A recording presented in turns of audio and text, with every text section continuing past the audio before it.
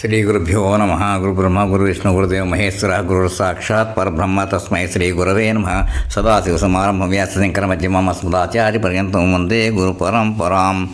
ఈరోజు వృశ్చిక రాశి గురించి లాస్ట్ టైం చెప్పాం అనుకున్నాను, మర్చిపోయాను, ఇప్పుడు చెప్తున్నాను. వృశ్చిక రాశి అంటే స్కార్పియో, దాన్ని స్కార్పియో అంటారు. ఇది 211 డిగ్రీల నుంచి 240 డిగ్రీల దాకా ఉంటుంది, 30 డిగ్రీస్. ఇది దీంట్లో వచ్చే నక్షత్రాలు ఏంటంటే విశాఖ 1 పాదం, అనురాధ 4 పాదాలు, జ్యేష్ఠ 4 పాదాలు. ఇది వాటరీ, ఇది ఫిక్స్డ్ సైన్ కాబట్టి స్థిర రాశి కాబట్టి 9వ స్థానం బాధక స్థానం అవుతుంది. అలాగే ఇది watery, fixed, negative, feminine, fruitful, mute, violent, southern sign, long ascension. ఇది వృశ్చిక రాశి. ఇప్పుడు అలాగే దీంట్లో తర్వాత చెప్పుకుందాం. దీనికి అన్ని రాశులు అన్నింటిలో కూడా సంవత్సరాలు ఎంతెంత ఉంటాయో చూసుకోవచ్చు. విశాఖ అంటే విశాఖకి గురుడు అధిపతి, అనురాధకి శని అధిపతి, జ్యేష్ఠకి బుధుడు అధిపతి అన్నమాట. ఇలాగా వృశ్చిక రాశి గురించి చెప్పుకోవాలంటే ఇది ఫిక్స్డ్ సైన్ అని చెప్పాం కదా. దీంట్లో అది అంతకుముందర చెప్పాము, తులా దాకా చెప్పుకున్నాం కాబట్టి వృశ్చిక రాశి చెప్పేసుకుంటే ధనస్సు, మకరం, కుంభం, మేను అంటే అలా 2 చెప్పుకుందాం అనుకున్నాం. అంచేత 5 అక్కడ దాంట్లో కలిపాను. అది చెప్పుకోలేదు కాబట్టి ఇప్పుడు చెప్తున్నాను దీంట్లో. అదనమాట క్రితం దాంట్లో తులతో ఆగిపోయాను, తులతో చెప్పేసాను వృశ్చికం అనుకున్నాను. ఇక్కడితో ఆపేద్దాం. స్వస్తి. శ్రీ గురుభ్యో నమ. గురు బ్రహ్మ గురు విష్ణు గురుదేవ మహేశ్వర గురు సాక్షాత్ పరబ్రహ్మ తస్మై శ్రీ గురవే నమ. సదాశివ సమారంభం వ్యాసశంకర మధ్యమం అస్మదాచార్య పర్యంతం వందే గురు పరంపరాం. అపార కరుణాసింధుం జ్ఞానం శాంతరూపం శ్రీ చంద్రశేఖర గురు బ్రహ్మాములాను. శ్రీ గురుభ్యో మహాగణాధిపతయే నమ. కృష్ణమూర్తి పద్ధతి ఇవి అంటే చెప్పుకుంటుందంటే ఇప్పుడు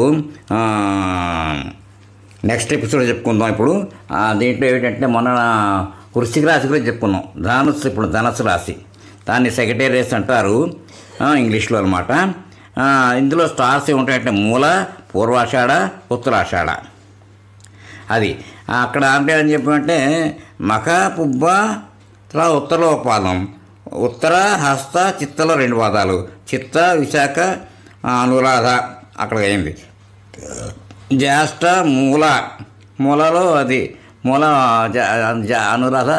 అనురాధ, జ్యేష్ఠ, మూల, పూర్వాషాఢ. ఇప్పుడు ఇక్కడ దీంట్లో ఏమని చెప్పాడు, మూలలో 1 పాదం వస్తుంది, పూర్వాషాఢ, ఉత్తరాషాఢ. అది ఒక్క నిమిషం. 1 ఉత్తర, హస్త, చిత్త 2, చిత్త, స్వాతి 4, 6, విశాఖ 3, విశాఖ 1, 4, విశాఖ, అనురాధ, జ్యేష్ఠ 1, 8, 9, అనురాధ, జ్యేష్ఠ. ఇప్పుడు మూలా నక్షత్రం స్టార్టింగ్ అనమాట. మనకి మూలా నక్షత్రం 4 పాదాలు, పూర్వాషాఢ 4, ఉత్తరాషాఢ 1 పాదం. ఇదనమాట ధనస్సు రాశిలో అనమాట. ఇవి అదేంట్లో ఉండేది అనమాట. అంటే ఎన్నోది అంటే మూల అంటే ఇక్కడ ఎంతైంది, ధనస్సు, మకరం, కుంభం, మీనం 4 కాబట్టి ఇక్కడ 120 డిగ్రీస్ ఇక్కడికి అయిపోయింది. లాస్ట్ అంటే 3rd సైకిల్ అనమాట ఇది.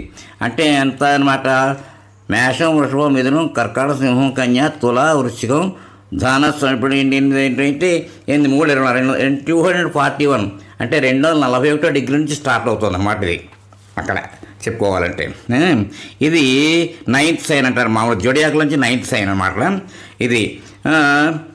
దీంట్లో ధనస్సు అంటే ధనస్సు ఆకారంలో ఉంటుందన్నమాట. అదే బౌ అండ్ యారో ఉంటుందంటే బాణము ధనస్సు కనపడుతూ ఉన్నట్టుగా ఉంటుంది గుర్తున్నమాట. సెక్రటేరియస్ అంటే చెప్పాను కదా దీంట్లోకి ఇలాగా.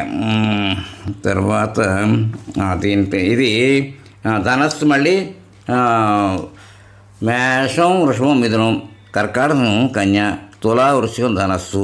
అంటే 9 అంటే 7 దీనికి ధనస్సుకి కామన్ సైన్ అంటే ద్విస్వభావ రాశి కాబట్టి 7వ స్థానం బాధక స్థానం అవుతుంది దీనికి అన్నమాట. తర్వాత ధనస్సు గురించి ఇంకా ఏమిటంటే విశేషాలు, fiery, common, positive, masculine, semi fruitful, double bodied అదనమాట చెప్పింది అది. తర్వాత southern sign and long ascension అది చెప్పాడు దాంట్లో. ధనస్సు గురించి చెప్తుంది అనమాట. మామూలుగా ఇది దానికి చెప్పిన 7th బాధక స్థానం అని చెప్పాను కదా. అది అయిపోయింది. దీనికి అధిపతులు ఎవరు? అది ధనస్సు మీనాలకి గురుడు అధిపతి, గురుగ్రహం దీనికి అధిపతి అన్నమాట, గురుడు. అది దీంట్లోకి గురువుకి 2 ఇళ్ళు ఉన్నాయన్నమాట, ధనస్సును మీనోను. అది మేష వృశ్చికాలకి ఏమో కుజుడు అధిపతి అయితే దీనికి గురుడు అధిపతి. ఇక్కడికి హారోస్కోప్స్ అన్నీ కూడా తర్వాత చెప్తుంది, అంటే డీటెయిల్స్ అన్ని తర్వాత వస్తాయి మనకి. అది చూసుకోవడానికి ఎన్నో భావం గురించి ఎలా వస్తుంది అంతా కూడా చూసుకోవడానికి బాగానే ఉంటుంది. తర్వాత ధనస్సు తర్వాత మకర రాశి. మకర రాశి అంటే మకరం అంటే మొసలి, అది దానికి మకర కుంభాలు అధిపతి ఎవరంటే శని. మకరం ఇక్కడ మామూలుగా 10వ రాశి, 10, 11 మకర కుంభాలు అన్నమాట, జోడయాకులోంచి అన్నమాట. అది దీనికి ఇప్పుడు ఏమని చెప్పుకున్నాం, మూల పూర్వాషాఢ అయిపోయింది, ఉత్తరాషాఢ 1 నక్షత్రం, ఇక్కడ ఉత్తరాషాఢ 3 పాదాలు, ఉత్తరాషాఢ, శ్రవణం 4, 7, ధనిష్ఠలో 2 పాదాలు ఇక్కడికి వస్తుందన్నమాట. ధనిష్ఠలో 2 పాదాలతోటి ఈ మకర రాశి పరిసమాప్తం. దీనికి కూడా 30 డిగ్రీలు అక్కడ చెప్పాం కదా, దాంట్లో కంటిన్యూషన్లో వస్తుందన్నమాట. ఇవన్నీ ఇవి మకరానికి అధిపతి శని భగవానుడు. అది 2 ఇళ్ళు అన్నమాట. మకరం కుంభం పక్కన ఉంటాయి ఆయనకి. అది దాని తర్వాత నక్షత్రాలు చెప్పుకున్నాం కదా, నక్షత్రాలు పాదాలు కూడా చెప్పుకున్నాం. పాదాలు 2 చెప్పేసాను, 2 పాదాలు వచ్చే దాంట్లోకి ఉత్తరాషాఢ, శ్రవణం, ధనిష్ఠ. మకరం కుంభం మీనం అంచేత మకరం ఏమవుతుంది, చిరరాశి అయింది. చిరరాశి కాబట్టి దీనికి 11వ స్థానం బాధక స్థానం అవుతుంది. చిరరాశి అంటే మోబుల్ సైన్ అన్నమాట ఇది. ఇప్పుడు దీని గురించి క్యాప్రికార్న్ అంటారు దాన్ని ఇంగ్లీష్లో. Earthy sign, mobile, cardinal, negative, feminine, semi fruitful, bestial, southern sign and of short ascension అని చెప్పారు క్యాప్రికార్న్. దాంట్లో శని గురించి ఇది మకర రాశి గురించి అన్నమాట చెప్పింది అనమాట. ఇది ఇక్కడితోటి ఇంకోటి ఏముంది, ఒక్క నిమిషం. అది క్యాప్రికార్న్ అంటారు. ఇది శనిదేవుడు అధిపతి. ఉత్తరాషాఢ, శ్రవణం, ధనిష్ఠ నక్షత్రాలు అన్నీ చెప్పుకున్నాం. తర్వాత లక్షణాలు అంటే మామూలుగా చెప్పేదంటే జీవితంలో అనుభవాల ద్వారా ఎంతో అనుభవాన్ని పొందుతారు. వీళ్ళకి బంధువులు అంటే ప్రేమ ఎక్కువ ఉంటుందని అనుకున్నాడు. శని ప్రభావంతో వీరికి జీవితంలో కొన్ని మార్పులు ఉంటాయని చెప్పి మామూలు చెప్పారు. ఇవి అదృష్టంకి మామూలే, ఇవంతా తర్వాత చెప్పుకున్నాం అన్నీ కూడా. ఇవన్నీ అక్కర్లేదు మనకి. కృష్ణమూర్తి పద్ధతిలో ఏమిటి అంటే ఇప్పుడు చెప్పుకున్నాం కదా, బాధక స్థానం ఏమిటి చూసుకోవాలి. ఇది మోబల్ కాబట్టి దాన్ని మనం చెప్పుకున్నట్టుగా 11వ స్థానం దీనికి బాధక స్థానం అవుతుంది. అది గుర్తుపెట్టుకోవాలి. తర్వాత ఇంకోటి ఏంటంటే పంచేద్దాం ఇక్కడితోటి ఈ ఎపిసోడ్కి విరామం ఇద్దాం, తర్వాత కంటిన్యూ చేద్దాం. ఎందుకంటే తర్వాత కుంభమీనాలు, మకరం తర్వాత కుంభమీనం కాబట్టి ఆ 2 కూడా నెక్స్ట్ కొంచెం డీటెయిల్గా చూద్దాం. ఇక్కడితోటి దీనికి విరామం ఇద్దాం. స్వస్తి.